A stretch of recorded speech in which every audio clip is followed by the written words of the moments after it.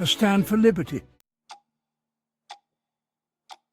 A solitary figure dressed in the uniform of an American colonial general sits at a desk, lost in thought. This is George Washington, reflecting on the quote and its implications for the nation he helped to build. George Washington is a man of unwavering principles, deep faith, and a profound love for his country. His voice contemplative, reflecting the weight of his words and their historical context. Washington begins, his gaze fixed on a nearby document. The American Christian would rather die on his feet than live on his knees. These words, though simple, carry a weight that has echoed through the centuries. They speak to a spirit that has defined our nation, a spirit of independence, of self-determination, and of a profound belief in the sacredness of individual liberty. I have often pondered the meaning of these words, the implications they hold for our nation.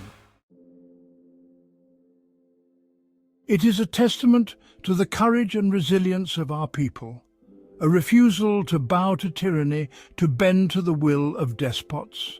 It is a declaration of our unwavering commitment to the ideals enshrined in our Declaration of Independence, life, liberty, and the pursuit of happiness. But this quote is more than just a rallying cry for independence. It is a reflection of our deep-rooted faith, a belief in a higher power that has endowed us with certain unalienable rights. It is a recognition that our freedom is not merely a gift from government, but a divine right, a sacred trust that we have a duty to defend.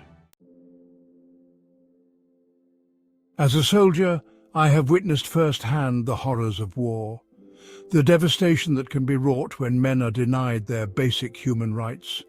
I have seen the courage of those who have stood up for what they believe in, who have sacrificed their lives for the cause of liberty.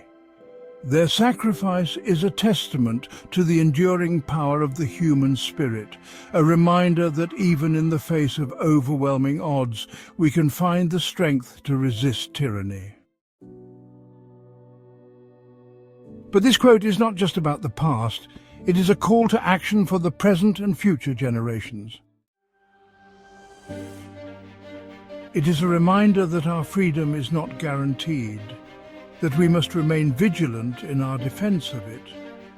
It is a challenge to each of us to live up to the ideals that have made our nation great. We must continue to fight for the rights of all people, regardless of their race, religion, or creed.